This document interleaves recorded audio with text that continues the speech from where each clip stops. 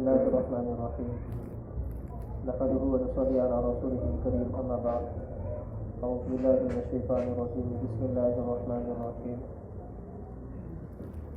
قل هو الله أحد الله الصمد لم يلد ولم يولد ولم يكن له كفوا أحد قال النبي صلى الله عليه وسلم من قال لا إله إلا الله دخل الجنة أو كما قال عليه الصلاة والتسليم. محترم بزرگ اور دوستو، میں نے قرآن کریم کی جو سورت پڑھی ہے یہ سورہ اخلاص ہے، جس کی فضیلت یہ ہے کہ اگر آدمی 3 مرتبہ پڑھ لے تو اس کو قرآن کریم مکمل کرنے کا ثواب ملتا ہے. ایک بار پڑھنا تہائی قرآن پڑھنے کے برابر ہے. یہودیوں کی ایک جماعت، مشرکین کی ایک جماعت اللہ کے نبی صلی اللہ تعالیٰ علیہ وسلم کی خدمت اقدس میں حاضر ہوئی اور حاضر ہو کر کے عرض کیا، یا رسول اللہ، ہم جو اپنے معبودان باطل، ہمارے جو معبود ہیں، ہمیں ان کا نسب نامہ معلوم ہے، ہم ان کی پورے ہسٹری، ان کی پوری جغرافیہ بیان کر سکتے ہیں. کہ آپ جو کہتے ہو کہ اللہ رب ہے، کہ اللہ کا نسب نامہ کیا ہے؟ اللہ کو کس نے پیدا کیا؟ یا اللہ سے پہلے کون تھا؟ کہ یہ تمام چیزیں ہمیں بتائیے. اللہ کے نبی صلی اللہ تعالیٰ علیہ وسلم نے کہا کہ کل جواب دوں گا. کچھ دن کے لیے وحی موقوف ہو گئی. اس کے بعد اللہ کے نبی صلی اللہ تعالیٰ علیہ وسلم پر اللہ تبارک و تعالیٰ نے یہ سورت نازل فرمائی.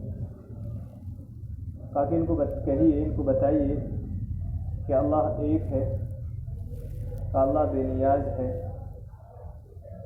کہ نہ اس پہ کوئی اولاد ہے نہ اس کا کوئی باپ ہے، وہ کہا کہ اس کے برابر کا اس جیسا کوئی ہے ہی نہیں، وہ اکیلا ہے.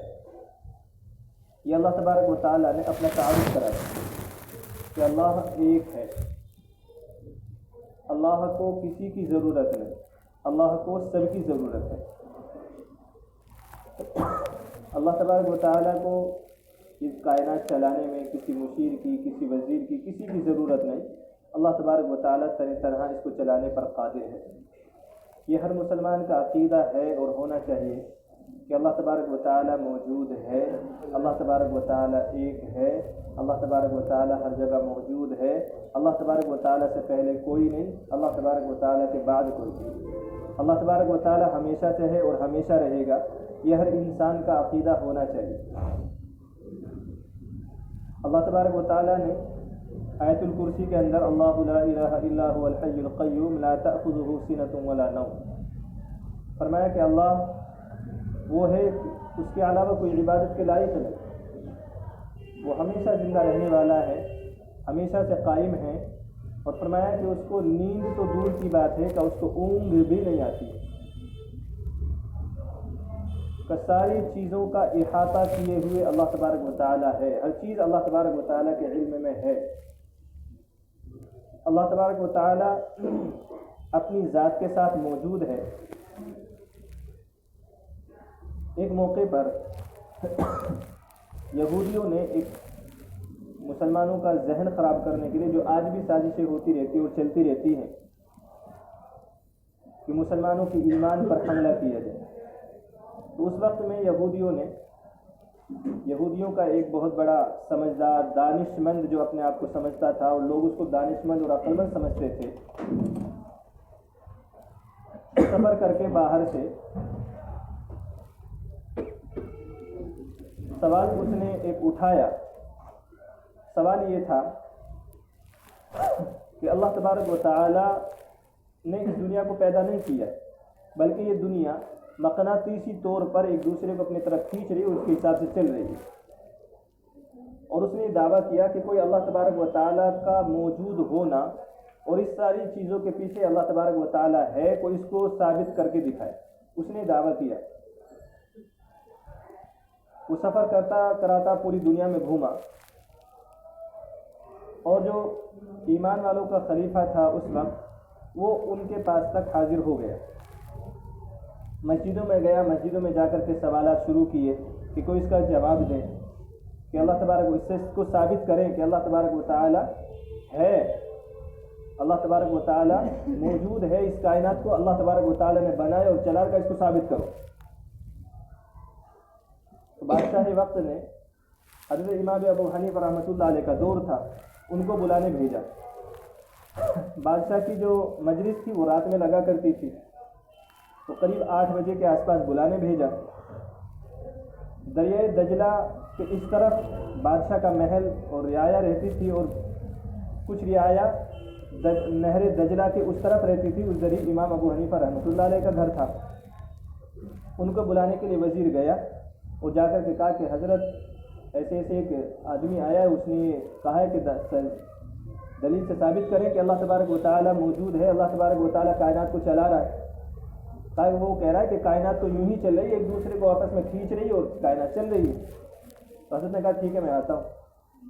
وہاں سے واپسی آ گیا، لوگ انتظار میں ہیں کہ اب امام صاحب آئیں گے اور جواب دیں گے۔ جب اس نے دیکھا کہ قریب رات کے 12 بج گئے ہیں اور امام ابو حنیفہ رحمۃ اللہ علیہ ابھی تک تشریف نہیں لائے ہیں، تو وہ یہودی شیخی بگاڑنے لگا، اکڑنے لگا کہ دیکھو میرے سوال کا جواب نہیں دے پائیں گے، اس لیے وہ آئے نہیں ہیں، اور وہ آ بھی نہیں سکتے، اب آئیں گے بھی نہیں۔ قریب 1 بجے کے آس پاس امام صاحب پہنچے، اور جیسا استقبال ہونا چاہیے تھا ان کی شان کے مطابق ان کا استقبال کیا گیا۔ تو بادشاہ نے پوچھا، غالباً مروان نام کا بادشاہ اس وقت تھا، امام صاحب آپ کو بلانے 8 بجے بھیجا تھا اور آپ 1 بجے آئے، یہ تو آپ نے بہت لیٹ کر دیا، یہ تو مجلس کے ادب کے بھی خلاف ہے اتنا لیٹ آنا۔ امام صاحب نے کہا کہ اصل میں میری کچھ مجبوری رہی، اس وجہ سے میں لیٹ ہو گیا۔ تب میرے ساتھ بہت عجیب واقعہ پیش آیا ہے، ایسے لفظوں میں بیان کیا امام صاحب نے کہ سارا مجمع اب سننے کے لیے، سوال جواب کو سننے سے زیادہ اب یہ کہ امام صاحب کے ساتھ کیا واقعہ پیش آیا ہے کہ لیٹ ہو گئے ہیں، دیر سے آئے ہیں، اس کو سننے کے لیے متوجہ ہو گئے۔ پوری اپنے دھیان لگا دیا کہ اب امام صاحب کے ساتھ کیا واقعہ پیش آیا اس کو سنیں۔ تو امام صاحب نے کہا کہ میں اپنے گھر سے چلا، کا دریا بیچ میں تھا، تو میں نے کھڑے ہو کر کے دیکھا دریا سے خود بخود تختے نکلنے شروع ہو گئے، تختے خود بخود جڑنا شروع ہو گئے، ان میں کیلیں ٹھوکنے والا کوئی نہیں، خود بخود کیلیں ٹھکنے لگی۔ دیکھتے دیکھتے تختے جڑتے گئے، کیلیں ٹھکتی گئیں، کا وہ کشتی بن کر کے تیار ہو گئی۔ پانی کشتی کے اندر جو سوراخ تھے اس کے اندر بھرنے لگا، تو اس کے اندر جو موم اور جو سوراخوں کو بند کرنے کے لیے چیز لگائی جاتی ہے، میں نے دیکھا کہ وہ خود بخود اس کے اندر لگ رہے، تاکہ پھر میں کشتی میں سوار ہوا اور کشتی میرے بنا کہے لے کر کے مجھے خلیفہ وقت کی طرف چلنا شروع کر دیا۔ تو سب بڑے تعجب سے کہ ایسا کیسے ہو سکتا ہے کہ خود بخود تختے نکل گئے، خود بخود تختے جڑ بھی گئے، اور خود بخود جو سوراخ تھے ان کو بند بھی کر دیا گیا، اور پھر عجیب یہ کہ وہ لے کر کے خود اس طرف چلیے جدھر بادشاہ کا محل۔ تو وہ جو یہودی تھا وہ فوراً سے بولا کہ حضرت امام صاحب میں نے تو سنا تھا بڑے عقل مند، بڑے دانش مند، بڑے فاضل، بڑے عالم ہیں، آپ تو بچے جیسی باتیں کر رہے ہیں کہ تختے خود بخود نکل گئے، خود بخود جڑ گئے، اور لے کر کے کشتی آپ کو خود بخود چلنے لگی بغیر کسی ملا کے، بغیر کسی چلانے والے کے، ایسے کیسے ہو سکتا ہے؟ کہا کہ بچپنوں کی اور بچوں کی بات میں نہیں کر رہا ہوں۔ امام صاحب نے جواب دیا کہ وہ تو آپ کر رہے ہیں۔ کہ ایک کشتی، اس کے تختے خود بخود نکل نہیں سکتے، وہ خود بخود جڑ نہیں سکتی، وہ خود بخود چل نہیں سکتی، کہ یہ کائنات خود بخود چل سکتی ہے، کہ یہ اللہ تبارک و تعالیٰ کے چلائے بغیر چل سکتی ہے، کہ اس کا کوئی چلانے والا نہیں۔ تو اس کی بات سمجھ میں آ گئی کہ اس کا جو سوال تھا امام صاحب نے اس کے لیے ایسا جواب دیا کہ اب وہ بولنے کے قابل نہیں رہا، وہ لاجواب ہو گیا۔ تو اللہ تبارک و تعالیٰ موجود ہے، اس کائنات کو چلانے والی ذات اللہ تبارک و تعالیٰ کی ذات ہے جو اس کائنات کو چلا رہی ہے۔ ہمیشہ اور ہر وقت میں کوئی بھی دور چل رہا ہو، اس میں کچھ لوگ ایسے رہیں گے جو اللہ تبارک و تعالیٰ کا انکار کریں گے، جو کہیں گے کہ اللہ تبارک و تعالیٰ نہیں ہے، یا یہ کہ وہ اللہ تبارک و تعالیٰ کو مانیں گے نہیں۔ یہ ہر دور میں ہوتا رہا ہے اور قیامت تک چلے گا۔ بس ایمان والے کو اپنا ایمان اللہ تبارک و تعالیٰ کی ذات پر کہ اللہ تبارک و تعالیٰ موجود ہے، سب کچھ کرنے والی ذات اللہ تبارک و تعالیٰ کی ہے، اللہ تبارک و تعالیٰ کی مرضی کے بغیر کچھ بھی نہیں ہوتا ہے، کہ اللہ تبارک و تعالیٰ ہمیشہ سے ہے اور ہمیشہ رہے گا، یہ ہر انسان کے دل کے اندر پیوست ہو جائے۔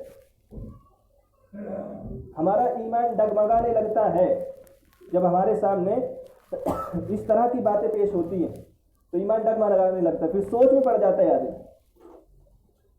پھر سوچ میں پڑ جاتا ہے کہ اب کیا کرنا چاہیے۔ تو بنیادی چیز ہے کہ ایمان والے کا عقیدہ صحیح ہو۔ اللہ تبارک و تعالیٰ نے قرآن کریم میں جگہ جگہ پر فرمایا ان الذین آمنوا ان الذین آمنوا ان الذین آمنوا، اس کے بعد پھر حکم دیا